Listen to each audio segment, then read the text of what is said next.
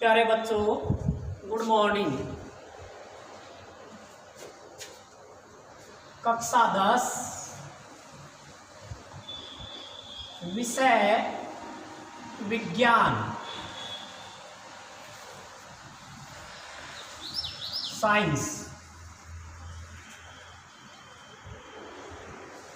के पाठ नंबर 1 भोजन एवं मानव स्वास्थ्य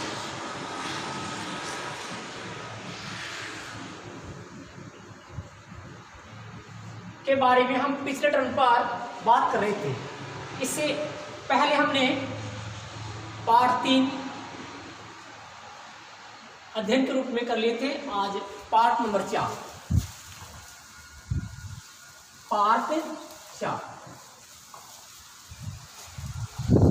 भोजन एवं मानव स्वास्थ्य में हमने भोजन के बारे में जानकारी प्राप्त कर ली थी। आज हम मानव स्वास्थ्य वाले टॉपिक के बारे में अध्ययन करेंगे। मानव स्वास्थ्य, भोजन एवं मानव स्वास्थ्य वाले चैप्टर में आज हम मानव स्वास्थ्य के बारे में अध्ययन करेंगे। इसमें सबसे पहले हम जल के बारे में अध्ययन करते हैं। वाटर, जल एक ऐसा पदार्थ है जो इस पृथ्वी पर पदार्थ की तीनों अवस्थाओं ठोस, द्रव्य व गैस अवस्था में प्राकृतिक रूप से पाया जाता है।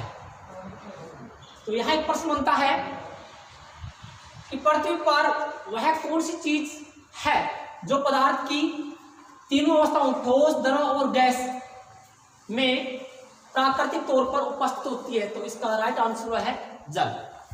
आज हम जल के बारे में विस्तार से अध्ययन करेंगे। तो सबसे पहले जल के उपयोग। जल का उपयोग भोजन बनाने, नहाने, कपड़े धोने, कृषि कार्य इत्यादि में किया जाता है। आगे बात करते हैं कि पीने योग्य जल के क्या क्या गुण होने चाहिए। पीने योग्य जल के गुण। नंबर 1, पीने योग्य जल में पर्याप्त मात्रा में ऑक्सीजन घुली होनी चाहिए। पर्याप्त मात्रा में ऑक्सीजन घुली हुई होनी चाहिए। नंबर 2, पीने योग्य जल में हानि पहुंचाने वाले रोगाणु नहीं होने चाहिए। पीने योग्य जल में हानि पहुंचाने वाले रोगाणु नहीं होने चाहिए। रोगाणु ये रोग उत्पन्न करते हैं, तो ये पीने योग्य जल में उपस्थित नहीं होने चाहिए। नंबर 3, पीने योग्य जल में आंखों से दिखने वाले कण वह वनस्पति नहीं होने चाहिए। आंखों से दिखने वाले कण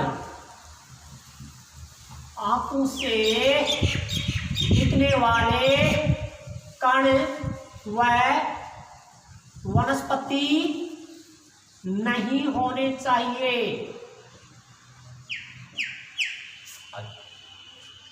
नंबर 4, पीने योग्य जल का पीएच संतुलित होना चाहिए।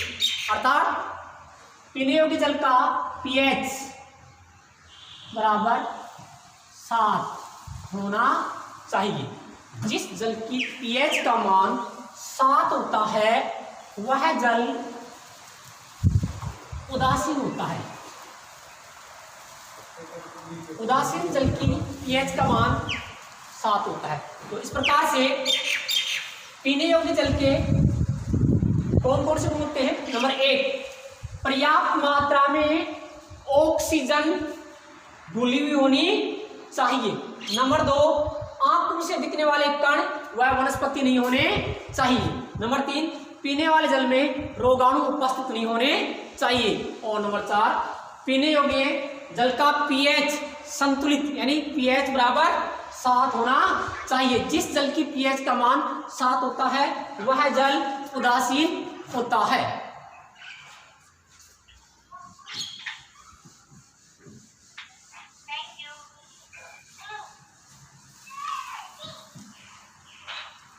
अगला टॉपिक जल में प्रदूषित जल एवं इसके उपयोग। प्रदूषित जल एवं इसके उपयोग, इसमें सबसे पहले हम पढ़ेंगे जल प्रदूषण के बारे में। जल प्रदूषण, वाटर पोल्यूशन।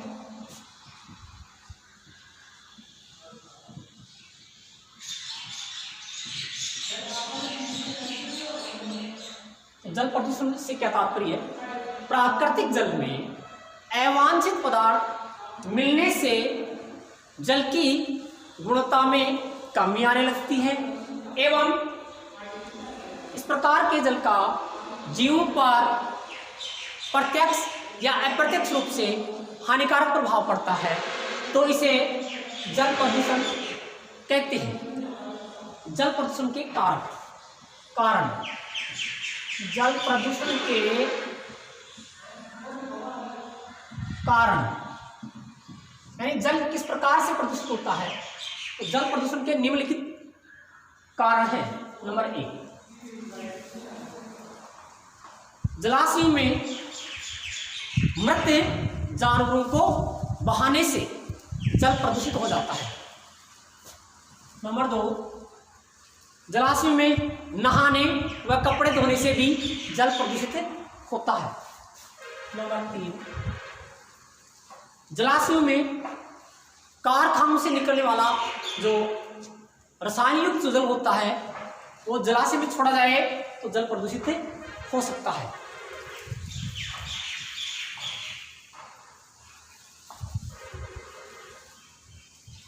जल में धूल, मिट्टी, पेड़ पौधों की पत्तियां या अन्य कोई अवांछित पदार्थ यदि मिल जाता है तो जल प्रदूषित हो जाता है। आगे जल प्रदूषण के दुष्प्रभाव।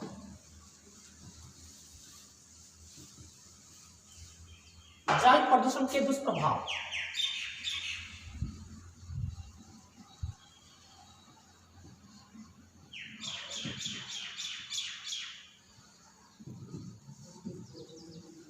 यदि जल प्रदूषित हो जाए और इस प्रकार के जल का यदि हम सेवन करें तो इसका कुप्रभाव पड़ सकता है।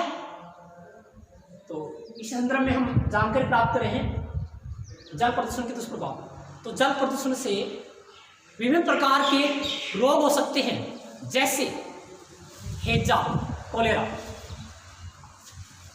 हैजा, कोलेरा, टाइफाइड, पेचिस,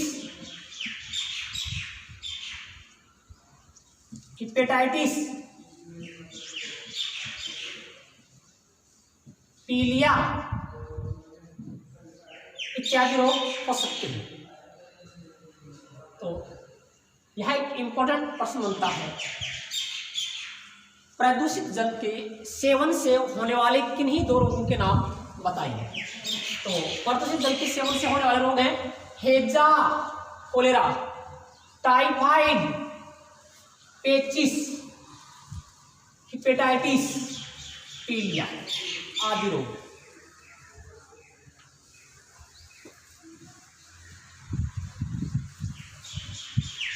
आगे जल प्रदूषण के रोकथाम के उपाय। जल प्रदूषण के रोकथाम के उपाय। यदि जल प्रदूषित हो जाए तो इसे हम किस प्रकार से रोक सकते हैं, या जल को प्रदूषित होने से हम कैसे रोक सकते हैं। नंबर 1, जलाशयों में हमें मरे हुए पशुओं को नहीं बहाना चाहिए। नंबर 2, जलाशयों में कपड़े धोना नहाना मना होना चाहिए। नंबर 3, समय समय पर जलाशयों की जांच होते रहना चाहिए।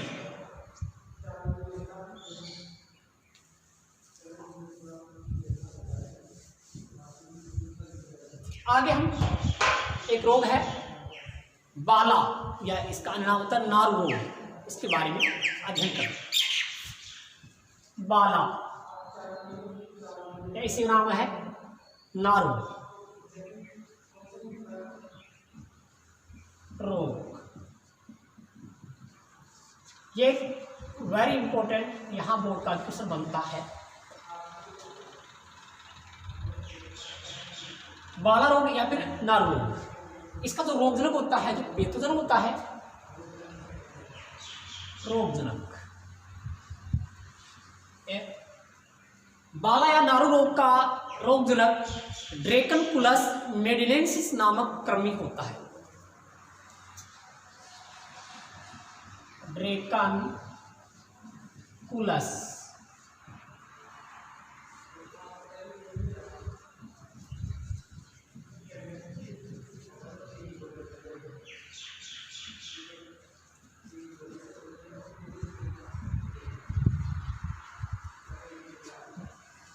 बाला या नारू रोग का रोगजनक ड्रेकनकुलस मेडिनेंसिस नामक कृमि होता है।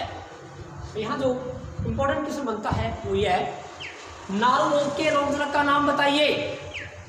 यहाँ का क्वेश्चन, नारू रोग के रोगजनक का नाम बताइए। ये एक वेरी इंपॉर्टेंट क्वेश्चन है। तो नारू रोग के रोगजनक का नाम है ड्रेकनकुलस मेडिनेंसिस नामक कृमि। इस ड्रेकनकुलस मेडिनेंसिस नामक कृमि की जो मादा है वह अंडे सदैव परपोषी यानी मनुष्य के शरीर के बाहर जल में देती है।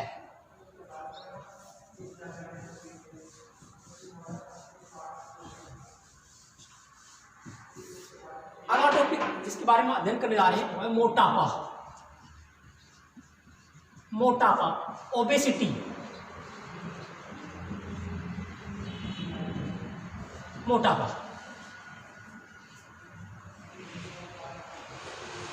मोटापा में अध्ययन करने जा रहे हैं कि मोटापा क्या है। जब शरीर में वसा की मात्रा एक निश्चित सीमा से अधिक एकत्रित होकर शरीर पर हानिकारक प्रभाव डालने लगती है, तो इस प्रकार की स्थिति को मोटापा कहते हैं। जब वसा की मात्रा शरीर में एक निश्चित सीमा से अधिक एकत्रित होकर हानिकारक प्रभाव डालने लगती है, तो इस प्रकार की स्थिति मोटापा कहलाती है। आगे हम अध्ययन कर रहे हैं शरीर भार सूचकांक। शरीर भार सूचकांक।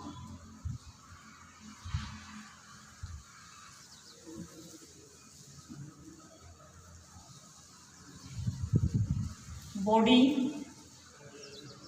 मास इंडेक्स में बात करते हैं। बॉडी का पहला अक्षर है बी, मास का पहला अक्षर है एम, इंडेक्स का पहला अक्षर है आई, बी एम आई। तो यहाँ एक क्वेश्चन बनता है कि बी एम आई का पूरा नाम बताइए। तो शरीर भार सूचकांक यानी बॉडी मास इंडेक्स। शरीर भार सूचकांक से क्या तात्पर्य है? शरीर का भार, क्या ये कह सकते हैं मानव भार, मानव भार तथा लंबाई का अनुपात शरीर भार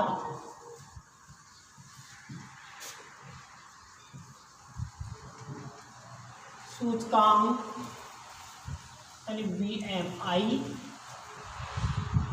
कहलाता है।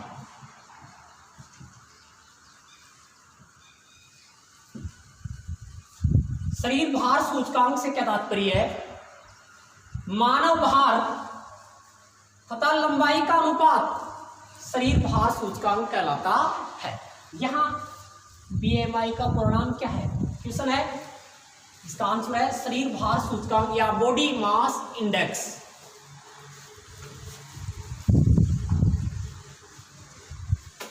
आगे बात करेंगे मोटापे के कारण।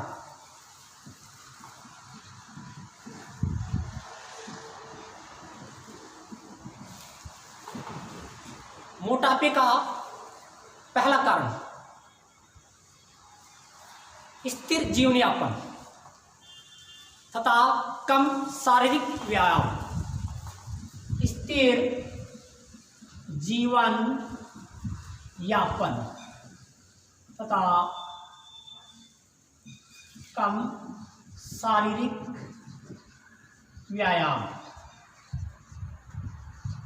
नंबर 2, अधिक चर्बीयुक्त भोजन का सेवन करना। चर्बीयुक्त भोजन का सेवन करना। नंबर 3, जंक फूड व कृत्रिम भोजन करना। जंक फूड व कृत्रिम भोजन करना। नंबर 4, मोटापे और शरीर का वजन बढ़ना। मोटापे और शरीर का वजन बढ़ना ऊर्जा के सेवन और ऊर्जा के उपयोग के बीच असंतुलन के कारण होता है। आगे बात करेंगे मोटापे के दुष्प्रभाव। मोटापे के दुष्प्रभाव। मोटापे के दुष्प्रभाव। मोटापे के कारण अनेक प्रकार के रोग जैसे हृदय रोग, हार्ट संबंधी बीमारी होती है। इसके अलावा मधुमेह, डायबिटीज, इसके अलावा निद्राकालीन श्वसन आदि रोग हो सकते हैं। आगे है मोटापे का उपाय। मोटापे का उपाय। नंबर 1, प्रतिदिन शारीरिक व्यायाम करना चाहिए। नंबर 2, जंक फूड व कृत्रिम भोजन नहीं करना चाहिए। और नंबर 3, वसायुक्त पदार्थों का सेवन नहीं करना चाहिए। Thank you.